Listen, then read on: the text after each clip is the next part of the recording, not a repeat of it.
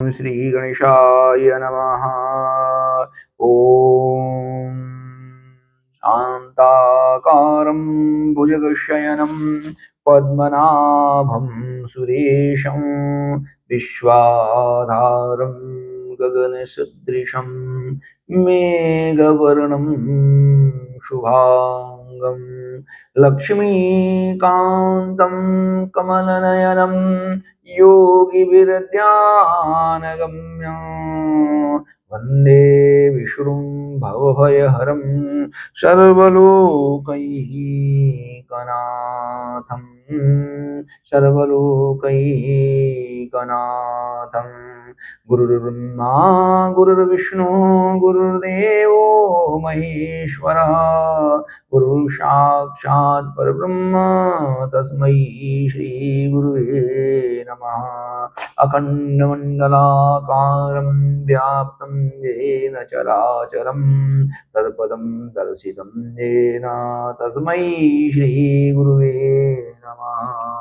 या कुन्देन्दुतुषारहारधवला या शुभ्रवस्त्रावृता या वीणाभरदण्डमण्डितकरा या श्वेतपद्मासना या ब्रह्माच्युतशङ्करप्रभृतिवे देवही सदा वन्दिता सा मम पातु सरस्वती भगवती निःशेषजाड्यापहा। ॐ शान्ताकारं भुजगशयनं पद्मनाभं सुरेशं विश्वाधारं गगनसदृशं मेघवर्णं शुभांगं लक्ष्मीकान्तं कमलनयनं योगिभिर्ध्यानगम्यं वन्दे विष्णुं भवभयहरं सर्वलोकैकनाथं सर्वलोकैकनाथं। श्री गणेशाय नमः। अथ श्री सत्यनारायण व्रत कथा पहला अध्याय। प्रेम शूली श्री सत्यनारायण भगवान की जय। एक समय नैमिषारण्य नामक तीर्थ में शौनकादि 88,000 ऋषियों तथा मुनियों ने पुराण शास्त्र के वेत्ता श्री सूत जी महाराज से पूछा। ऋषियों ने कहा, हे महामुनि, किस व्रत अथवा तप के करने से मनोवांछित फल की प्राप्ति होती है, उसे हम सब सुनना चाहते हैं। श्री सूत जी ने कहा, इसी प्रकार देवर्षि नारद जी के द्वारा भी पूछे जाने पर भगवान कमलापति ने जो कहा था उसे मैं कह रहा हूँ, आप लोग सावधान होकर सुने। एक समय योगी नारद जी अनेक लोकों का भ्रमण करते हुए मृतलोक में आए। यहाँ उन्होंने अपने कर्मफल के अनुसार नाना योनि में उत्पन्न सभी प्राणियों को बहुत प्रकार के क्लेश और दुख भोगते हुए देखा। इनके दुखों का किस सुनिश्चित उपाय से नाश किया जा सकता है, ऐसा मन में विचार करके वे विष्णुलोक को चले गए। वहां 4 भुजाओं वाले शंख चक्र गदा पद्म तथा वनमाला से विभूषित शुक्लपण भगवान नारायण का दर्शन करके उन देवादिदेव की वे स्तुति करने लगे। नारद जी ने कहा, हे मन और वाणी से परे स्वरूप वाले अनंत शक्ति संपन्न आदि मध्य और अनंत से रहित निर्गुण तथा सकल कल्याण में गुरु से संपन्न स्थावर जंगमात्मक निखिल सृष्टि प्रपंच के कारणभूत और भक्तों की पीड़ा दूर करने वाले परमात्मा, आपको नमस्कार है। स्तुति सुनने के अंतर भगवान विष्णु ने नारद जी से कहा, हे महाभाग, आप किस प्रयोजन से आए हैं, आपके मन में क्या है, कहिए, वह सब कुछ मैं आपको बताऊंगा।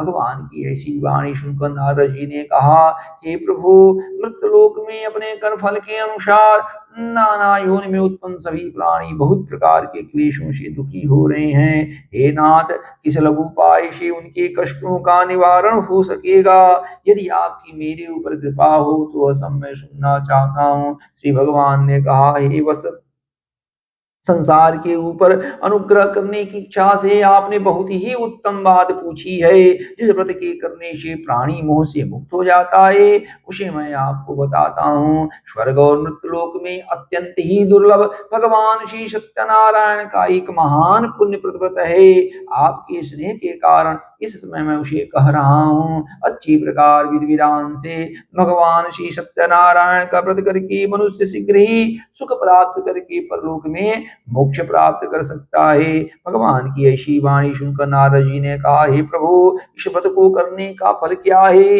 इसका विधान क्या है, इसको किसने किया और कब इसे करना चाहिए, वह सब कुछ विस्तार पूर्वक बतलाइए। श्री भगवान ने कहा, यह सत्यनारायण का व्रत दुख और शोक आदि का शमन करने वाला है, धन धान्य की वृद्धि करने वाला है, सौभाग्य और संतान देने वाला है तथा सर्वत्र विजय प्रदान करने वाला है।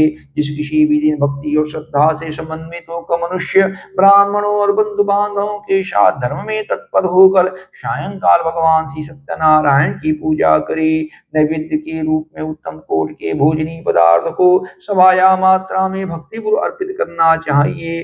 केले का फल हो, घी हो, दूध हो, गेहूं का चूर्ण हो, गेहूं के चूर्ण के भाव में चावल का चूर्ण हो, गुड़ हो अथवा शक्कर हो, यह सब भक्ष्य सामग्री सवाया मात्रा में भक्तिपूर्वक अर्पित करना चाहिए। बंधु बांधवों के साथ भगवान श्री सत्यनारायण की कथा सुन के ब्राह्मणों को दक्षिणा देनी चाहिए। बंधु बांधवों के साथ ब्राह्मणों को भोजन कराना चाहिए। तत्पश्चात भक्ति पूर्व प्रसाद ग्रहण करके नृत्य गीत आदि का आयोजन करना चाहिए। फिर भगवान का स्मरण करते हुए अपने घर जाना चाहिए। ऐसा करने से मनुष्यों की अभिलाषा अवश्य पूर्ण होती है। विशेष रूप से कलयुग में और पृथ्वी लोक में सबसे छोटा सा उपाय है। इस स्कंद पुराणे रेवा खंडे श्री सत्यनारायण कथा प्रथमो अध्याय। प्रेम से बोलिए श्री सत्यनारायण भगवान की जय।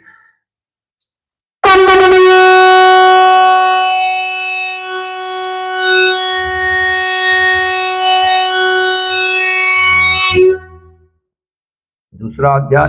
श्री सूत जी कहते हैं, हे श्रेष्ठ मुनियों, अब मैं पुनः पूर्व काल में जिसने इस सत्यनारायण व्रत को किया था उसे भली भांति विस्तार पूर्वक कहूंगा। रमणीय काशी नामक नगर में एक शतानंद नाम के ब्राह्मण रहते थे। वह भूख और प्यास से व्याकुल होकर प्रतिदिन पृथ्वी पर भटकते रहते थे।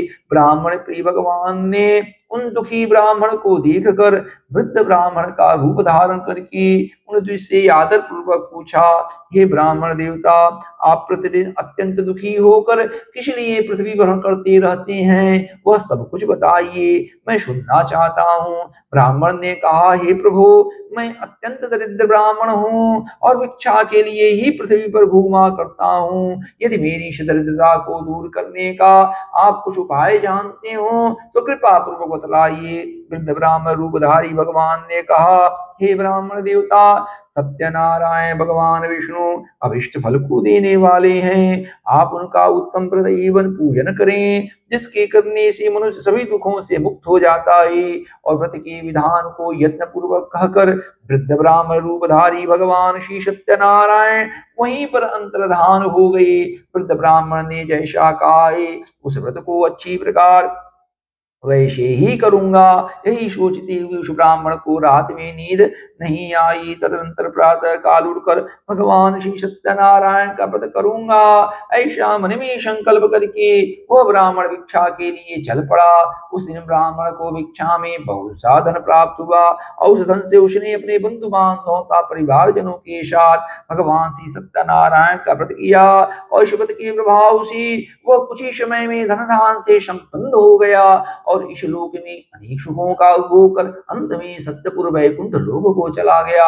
श्री सूत जी कहते हैं, हे श्रेष्ठ मुनियों, जो व्यक्ति इस पृथ्वी पर भगवान श्री सत्यनारायण का व्रत करेगा उसी समय उसके समस्त दुख नष्ट हो जाएंगे।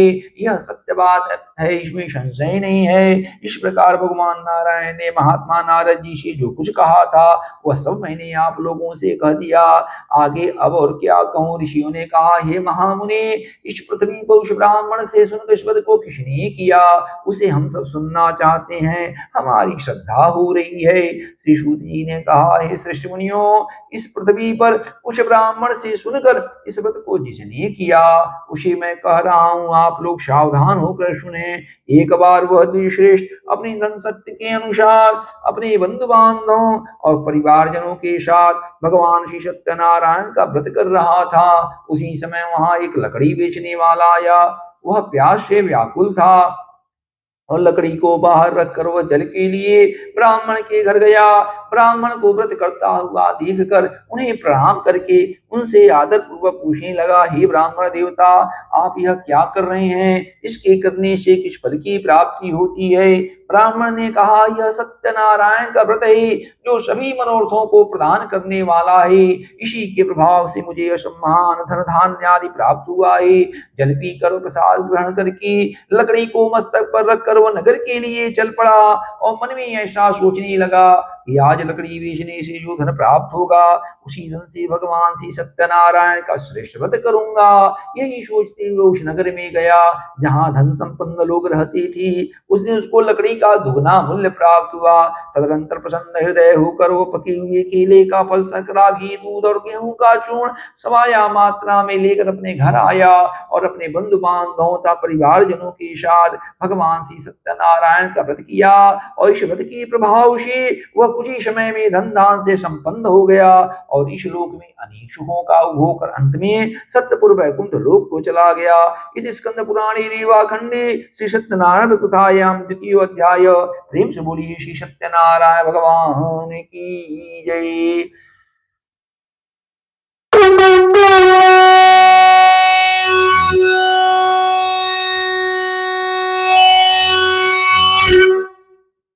श्री सूत जी कहते हैं, हे श्रेष्ठ मुनियों, अब मैं पुनः आगे की कथा कहूंगा। आप लोग सावधान होकर सुने। प्राचीन काल में उल्कामुख नाम का एक राजा था। वह जितेंद्रिय, सत्यवादी और अत्यंत ही बुद्धिमान था।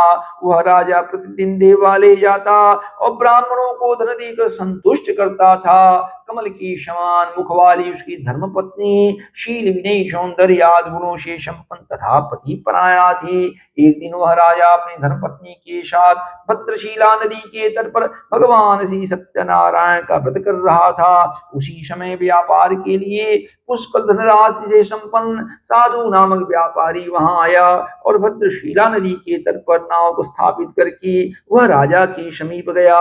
राजा को व्रत करता हुआ देखकर उन्हें प्रणाम करके उनसे आदर पूर्वक पूछने लगा, राजन, आप भक्त युक्त चित्त से यह क्या कर रही हैं? राजा ने कहा, साधु, मैं पुत्र आदि की कामना से अतुल तेज संपन्न भगवान विष्णु का व्रत एवं पूजन कर रहा हूँ। राजा की बात को सुनकर साधु ने आदर पूर्वक कहा, राजन, आप मुझे इस विषय में सब कुछ विस्तार पूर्वक बतलाइए।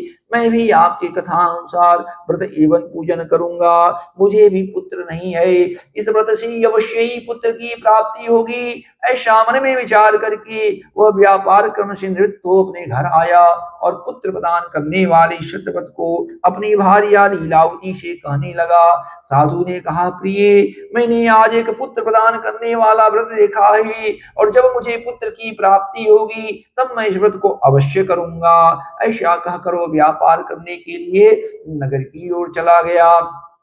एक दिन उसकी लीलावती नाम की सती साध्वी भार्या पति के साथ ऋतुकालीन धर्माचरण में प्रवृत्त हुई और भगवान श्री सत्यनारायण की कृपा से वह गर्भिणी हुई। 10वें महीने में उसे कन्या रत्न की उत्पत्ति हुई और वह शुक्ल पक्ष के चंद्रमा की भांति दिन प्रतिदिन बढ़ने लगी। उस कन्या का कलावती यह नाम रखा गया। एक दिन लीलावती ने अपने स्वामी से मधुर वाणी में कहा, आप पूर्व में संकल्पित भगवान श्री सत्यनारायण के व्रत को क्यों नहीं कर रहे हैं? साधु ने कहा, प्रियेश के विवाह के समय व्रत करूंगा। ऐसा कहकर वो व्यापार करने के लिए नगर की ओर चला गया।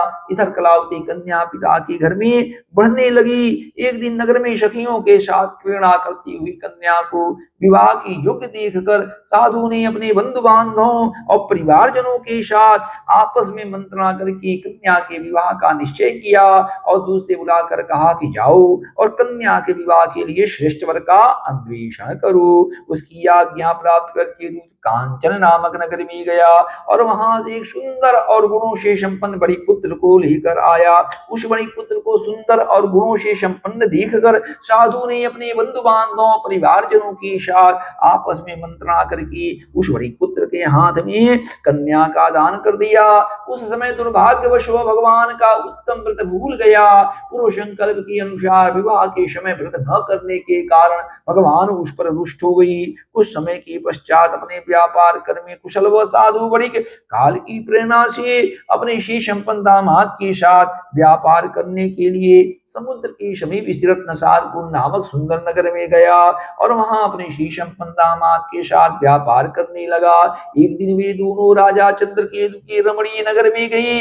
उस समय भगवान श्री सत्यनारायण ने उसे भ्रष्ट प्रतिज्ञ देखकर इसे दारुण कठिन और महान दुख प्राप्त होगा यह शाप दे दिया। एक दिन एक चोर राजा चंद्रकेतु के धन को चुरा कर वहीं आया जहां दोनों बड़ी स्थित थे। अपने पीछे दौड़ते हुए दूतों को देखकर भयभीत मन से वह चोर धन को वहीं छोड़कर शीघ्र ही छिप गया।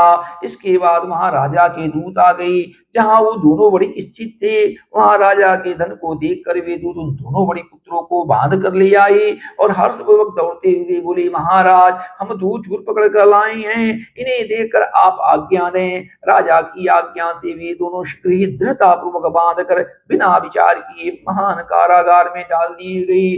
किसी ने उन दोनों की बात नहीं सुनी। राजा चंद्रकेतु ने उन दोनों का धन भी ले लिया।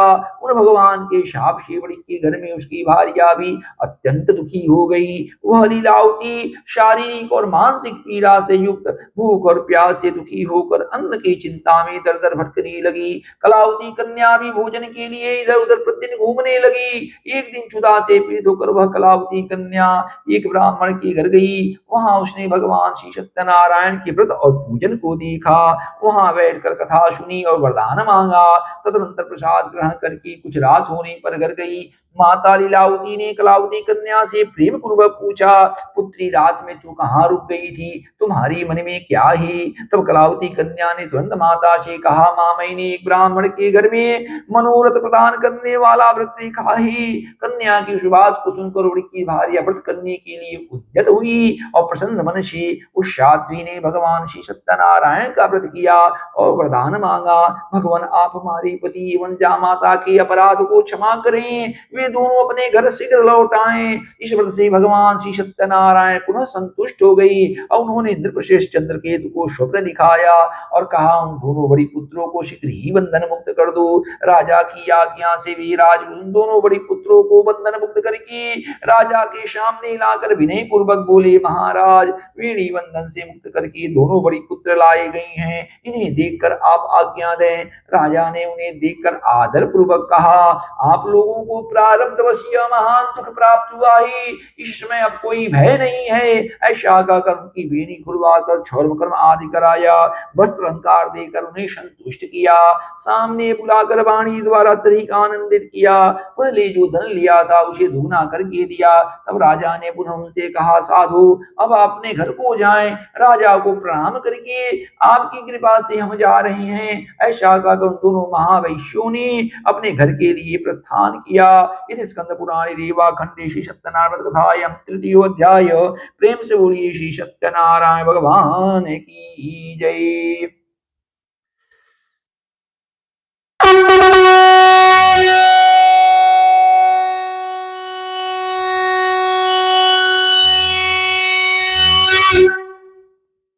श्री सूत जी कहते हैं, हे श्रेष्ठ मुनियों अब मैं पुनः आगे की कथा कहूंगा, आप लोग सावधान होकर सुने। साधु बड़ी मंगलाचरण कर ब्राह्मणों को धन देकर अपने नगर के लिए चल पड़ा।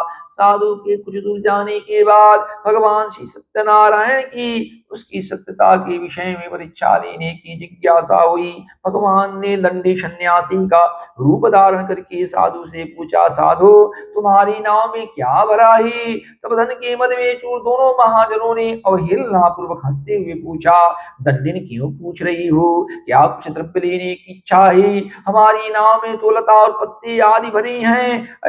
ऐसी निष्ठुर वाणी सुनकर भगवान ने कहा, तुम्हारी बात सच हो जाए। ऐसा कहकर दंडी सन्यासी का रूप धारण किए हुए भगवान कुछ दूर जाके समुद्र के समीप बैठ गई। दंडी के चले जाने पर नित्य क्रिया करने के पश्चात उतराई हुई जल के ऊपर उठी हुई नौका को देखकर साधु बड़ी अत्यंत आश्चर्य में पड़ गया और नाव में लता और पत्ते आदि को देखकर मूर्छित होकर पृथ्वी पर गिर पड़ा। सचेत होने पर उसके दामाद ने कहा, आप शोक क्यों करते हैं? दंडी ने शाप दे दिया है। इस स्थिति में वे ही चाहें तो सब कुछ कर सकते हैं। हमें वहीं चलना चाहिए, वहीं मन की इच्छा पूर्ण होगी। दामाद की बात को सुनकर वह उनके पास गया और वहां दंडी को देखकर उसने उन्हें भक्ति पूर्वक प्रणाम किया और आदर पूर्वक कहने लगा, आपके सम्मुख मैंने जो कुछ असत्य भाषण रूप अपराध किया है, आप हमारे उस अपराध को क्षमा करें। ऐसा कहकर बारंबार भगवान सत्यदेव को दंडवत प्रणाम करने लगा और रोने लगा। उसे रोता हुआ देखकर महाप्रभु ने कहा, हे मूर्ख रो मत, मेरी बात ध्यान से सुनो। मेरी पूजा से उदासीन होने के कारण ही तुमने बारंबार दुख प्राप्त किया है। भगवान की ऐसी वाणी सुनकर वह उनकी स्तुति करने लगा। साधु ने कहा, भगवान यह बड़ी आश्चर्य की बात है। आपकी माया से मोहित होने के कारण ब्रह्मा देवता भी आपके गुण और रूप को यथावत रूप से नहीं जान पाते। फिर मैं मूर्ख आपकी माया से मोहित होने के कारण कैसे जान सकता हूँ? आप प्रसन्न हो, मैं अपनी धन शक्ति के अनुसार आपकी पूजा करूंगा। मैं आपकी शरण में आया हूँ। मेरा जो पुराना धन था उसकी साथ मेरी रक्षा करें। उस बड़ी की भक्ति युक्त वाणी सुनकर भगवान जनार्दन संतुष्ट हो गई। भगवान हरि ने उसे अभिष्ट वर प्रदान करके वही अंतर्धान हो गई। इसके बाद वह साधु बड़ी अपनी नौका में चढ़ा और उसे धन धान से परिपूर्ण देखकर भगवान सत्यदेव की कृपा से हमारा मनोरथ सफल हो गया। ऐसा कहकर उसने सुजनों के साथ भगवान की विधिवत पूजा की और अपनी नाव को प्रयत्न पूर्वक संभाल कर उसने अपने देश के लिए प्रस्थान किया। साधु ने अपने दामाद से कहा, वह देखो मेरी रत्नपुरी नगरी दिखाई दे रही है। इसके बाद उसने अपने धन के रक्षक दूत को अपने आगमन का समाचार देने के लिए अपनी नगरी में भेजा। वह दूत नगर में जाकर और वहां बड़ी की भार्या को देखकर हाथ जोड़कर प्रणाम किया और उसके लिए अभिष्टवाद कही। शेठ जी अपने बंधु बांधवों तथा परिवारजनों के साथ बहुत सारी धन दान से संपन्न होकर नगर के निकट पधार गई हैं।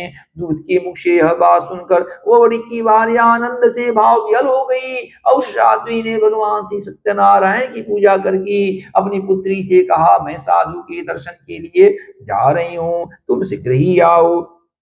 माता का ऐसा वचन सुनकर वह कलावती कन्या भी भगवान की पूजा को समाप्त करके प्रसाद का परित्याग कर अपने पति का दर्शन करने के लिए चल पड़ी। इससे दिनों के परिपालक भगवान सतदेव रुष्ट हो गई और उन्होंने उसके पति के साथ धन धान से भरी नौका का अपहरण करके जल में डुबो दिया।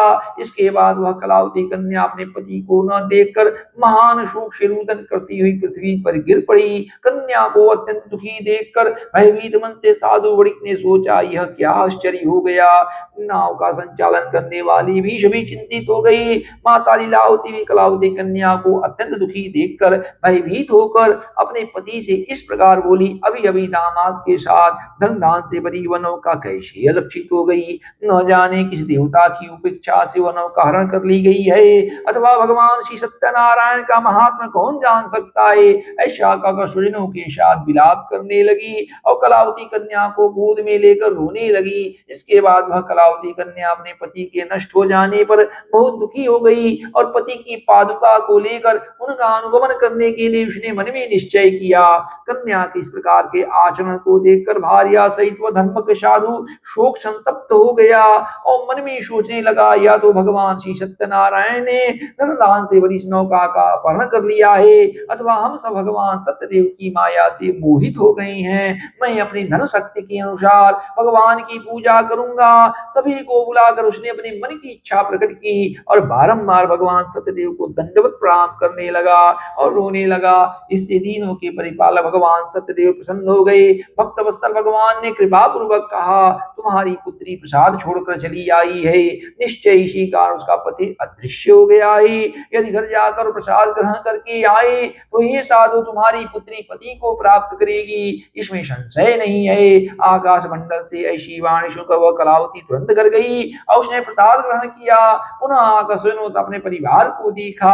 तब कलावती कन्या ने अपने पिता से कहा, अब तो घर चले, विलंब क्यों कर रहे हैं। कन्या की उस बात को सुनकर बड़ी पुत्र संतुष्ट हो गया और विधि विधान से भगवान सत्यदेव की पूजा करके अपने बंधु बांधवों तथा परिवारजनों के साथ अपने घर के लिए प्रस्थान किया तथा पूर्णिमा और संक्रांति पर्वों पर भगवान का पूजन करते हुए इस लोक में अनेक सुखों का उपभोग कर अंत में सत्यपुर वैकुंठ लोक को चला गया। इति स्कंद पुराणे रीवा खंडे श्री सत्यनारायण कथायां चतुर्थ अध्याय।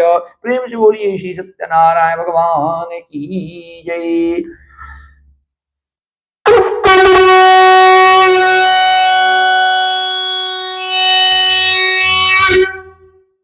श्री सूत जी कहते हैं, हे श्रेष्ठ मुनियों, अब मैं पुनः आगे की कथा कहूंगा, आप लोग सावधान होकर सुने। प्राचीन काल में तुंगध्वज नाम का एक राजा था। उसने भगवान सत्यदेव के प्रसाद का परित्याग करके बहुत ही दुख प्राप्त किया था।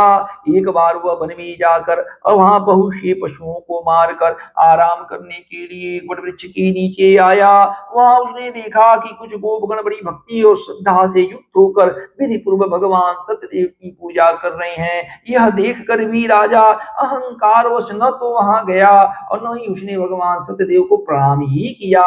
इससे तीनों के परिपालक भगवान सत्यदेव रुष्ट हो गए और उन्होंने इसके बाद वो कम रुष्ट हो गए। उन्होंने उसके पति के साथ उन्होंने इससे तीनों के परिपालक भगवान सत्यदेव रुष्ट हो गए और राजा के 100 पुत्र नष्ट हुए। राजा ने मन में ऐसा विचार किया कि वो सही भगवान श्री सत्यनारायण ने हमारा नाश कर दिया है, इसलिए हमें वहीं जाना चाहिए जहाँ भगवान सत्यदेव का पूजन हो रहा था। ऐसा मन में विचार करके वह उन गोपगणों के पास गया और उसने उन गोपगणों के साथ भक्ति और श्रद्धा से युक्त होकर भी भगवान सत्यदेव की पूजा की और प्रसाद ग्रहण किया। भगवान सत्यदेव की कृपा से पुनः धन और पुत्रों से संपन्न हो गया और इस लोक में अनेक सुखों का उपभोग अंत में सत्यपुर वैकुंठ लोक को चला गया। श्री सूत जी कहते हैं, हे श्रेष्ठ मुनियों, जो व्यक्ति परम दुर्लभ भगवान श्री सत्यनारायण के व्रत को करता है, पुण्यमयी और फलप्रदायी कथा को भक्त युक्त होकर सुनता है, भगवान श्री सत्यनारायण की कृपा से उसे धन दान की प्राप्ति होती है, दरिद्र धनवान हो जाता है, बंधन में पड़ा हुआ व्यक्ति बंधन से मुक्त हो जाता है, डरा हुआ व्यक्ति भी भय से मुक्त हो जाता है। यह सत्य बात है, इसमें संशय नहीं है। वह इस लोक में सभी इच्छित वस्तुओं का भोग प्राप्त करके अंत में सत्यपुर वैकुंठ लोक को जाता है। इस प्रकार मैंने आप लोगों से भगवान श्री सत्यनारायण के व्रत को कहा, जिसे करके मनुष्य सभी दुखों से मुक्त हो जाता है। कलयुग में भगवान सत्यदेव की पूजा विशेष फल प्रदान करने वाली है। भगवान विष्णु को कुछ लोग काल सत्य ही सत्ता, दूसरे लोग सत्यनारायण नाम से कहेंगे। अनेक रूप धारण करके भगवान श्री सत्यनारायण सभी का मनुष्य सिद्ध करते हैं। हे मुनीश्वरों, अब मैं पूर्व काल में जिन लोगों ने भगवान श्री सत्यनारायण के व्रत को किया था, उनकी अगली जन्म का वृत्तांत कहता हूँ, आप सावधान होकर सुने। महान प्रज्ञा शतानंद नाम के ब्राह्मण भगवान श्री सत्यनारायण के व्रत के प्रभाव से दूसरे जन्म में सुदामा नामक ब्राह्मण हुए। उस जन्म में भगवान श्री कृष्ण का ध्यान करके वैकुंठ लोक को प्राप्त हुए। लकड़हारा भगवान श्री सत्यनारायण के व्रत के प्रभाव से दूसरे जन्म में निषाद राजगुरु हुआ और उस जन्म में भगवान श्री राम की सेवा करके वैकुंठ लोक को प्राप्त हुआ। महाराज उल्कामु भगवान श्री सत्यनारायण के व्रत के प्रभाव से दूसरे जन्म में महाराज दशरथ हुए और उस जन्म भगवान श्री रंगनाथ की पूजा करके वैकुंठ लोक को प्राप्त हुए। धार्मिक और सत्यवती साधु बड़ी भगवान श्री सत्यनारायण के व्रत के प्रभाव से दूसरे जन्म मूरध्वज नाम का राजा हुआ और उस जन्म में आदि से चिरक अपने पुत्र की आदि दे भगवान विष्णु को अर्पित करके वैकुंठ लोक को प्राप्त हुआ। जो गोपगण थे महाराज तुंगध्वज जन्मांतर में स्वयं मनु हुए और उस जन्म भगवत संबंधी संपूर्ण कार्यों का अनुष्ठान करके वे भगवान के वैकुंठ धाम को प्राप्त हुए। जो गोपगण थे वे ब्रज में निवास करने वाले गोप हुए और उस जन्म सभी दासों का संहार भी भगवान के शाश्वत धाम गोलोक धाम को प्राप्त हुए। इस स्कंद पुराण रेवा खंडे श्री सत्यनारायण कथा पंचमो अध्याय। प्रेम से बोलिए श्री सत्यनारायण भगवान की जय।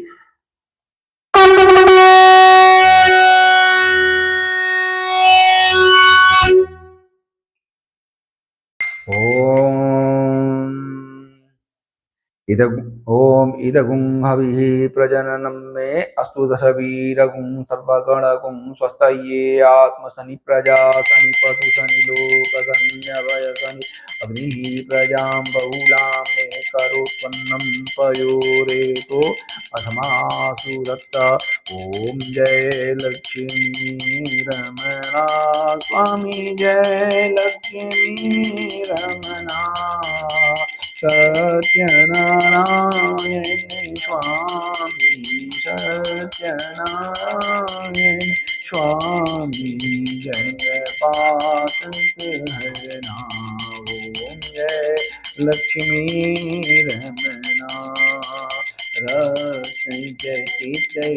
सिंहासन अद्भुत कविराजे स्वामी अद्भुत कविराजे नारद करते नीराजन, नारद करते नीराजन, घंटा ध्वनि बाजइयो, जय लक्ष्मी रमना।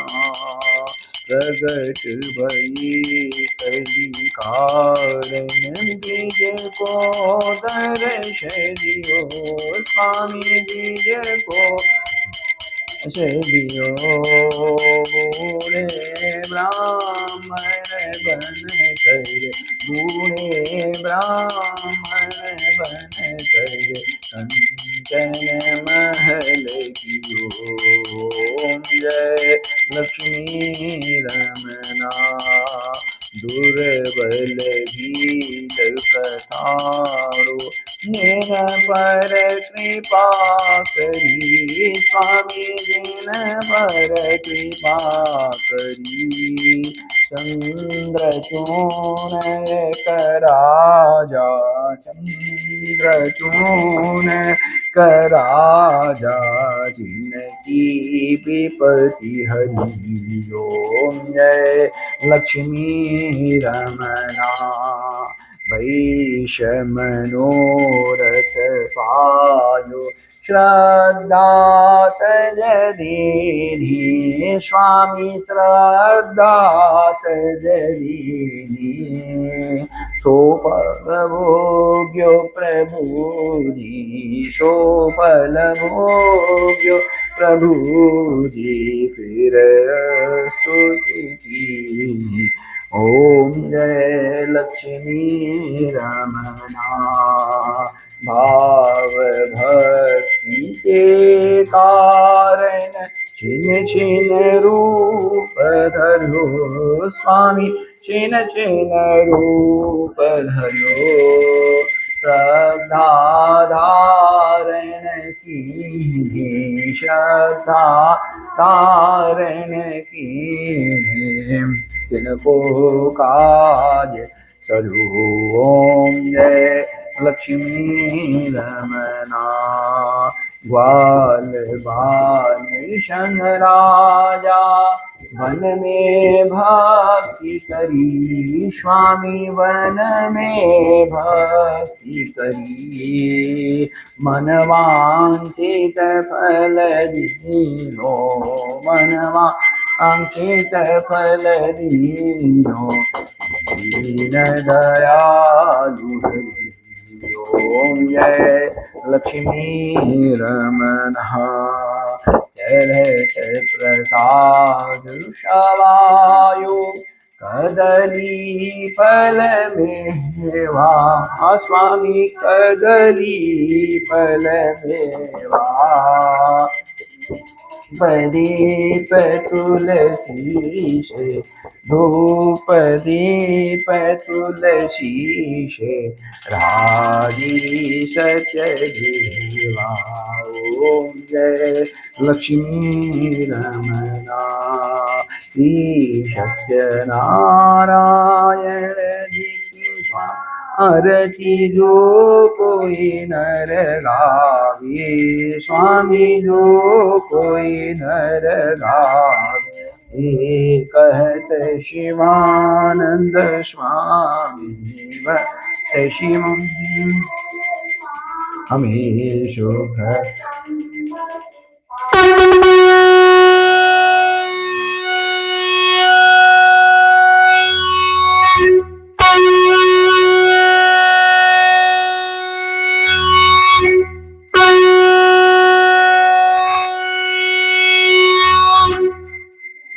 ओम कर्पूरगौरम करुणावतारम, संसारसारं भुजगेन्द्रारं, सदा वसन्तं हृदयारविन्दे, भवं भवानी सहितं नमामि, भवं भवानी सहितं नमामि।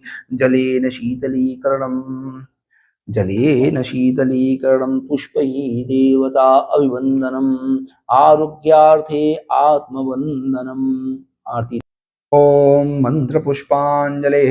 ॐ यज्ञेन यज्ञमयजन्तरेवा स्थानि धर्माणि प्रथमान्यासन्नाति अनाकं महिमानः सचन्द्र यत्र पूर्वे साध्याः सन्ति देवाः राजाधिराजाय प्रसय्यशाहिने नमो वयं वैश्रवणाय कुर्महे शमे कामान् कामकामाय मह्यं कामेश्वरो वैश्रवणो दधातु कुबेराय वैश्रवणाय महाराजाय नमः। ॐ तत्पुरुषाय विद्महे वासुदेवाय धीमहि तन्नो विष्णुः प्रचोदयात्। तत्पुरुषाय विद्महे महादेवाय धीमहि तन्नो रुद्रः प्रचोदयात्। ॐ महालक्ष्म्यै च विद्महे विष्णुपत्न्यै च धीमहि तन्नो लक्ष्मीः प्रचोदयात्। सेवन्तिका बकुलचम्पकपाटलाब्जये पुन्नागजातकरवीररसालपुष्पैः बिल्वः प्रवालतुलसीदलमञ्जरीभिः त्वां पूजयामि जगदीश्वर मे प्रसीद। नानासुगन्धिपुष्पाणि तथा कालोद्भवानि च पुष्पाञ्जलिर्मया दत्त गृहाण परमेश्वर गृहाण। धर्म की जय हो, अधर्म का नाश हो, प्राणियों में सद्भावना हो, विश्व का कल्याण हो। भारत माता की जय हो, थाई देश की जय हो, गंगा मैया की जय हो, गौ माता की जय हो, वेद भगवान की जय हो। हर हर हर महादेव। साष्टांग प्रणाम करेंगे। नमोस्तुनंताय सहस्रमूर्तये सहस्रपादाशूर्भावे सहस्रनाम्ने पुरुषाय सहस्रकोटि योधारुहे नमः। क्षमा प्रार्थना करेंगे। अपराध सहस्राणि क्रियन्ते हरिशम्मया दासोऽस्मि मां मत्वा क्षमस्व परमेश्वर। आवाहनं न जानामि विसर्जनं पूजां तीव्र जानामि क्षम्यतां परमेश्वर। मन्त्रहीनं क्रियाहीनं भक्तिहीनं सुरेशूतं मया देव परिपूर्णक्षरं पदभ्रष्टं मात्राहीनां च तत्सर्वं क्षम्यतां देव प्रसीद परमेश्वर। चम्मच में जल लेंगे। पूजा को समर्पित करेंगे। अनेन कृतेन भगवान श्री लक्ष्मी नारायण देवता पूजन करना सर्वान भगवान श्री लक्ष्मी नारायण देवता प्रियंताम नम भगवत अर्पणमस्तु। शुभम भूयात्। हम छोड़ देंगे, जमीन पर जल गिराएंगे। ओम शक्राय नमः। जमीन को जल गिराएंगे, उसको मस्तक पर लगाएं, बोलेंगे शक्राय नमः, इंद्राय नमः, सहस्राक्षाय नमः। प्रेम से बोलिए श्री सत्यनारायण भगवान की जय।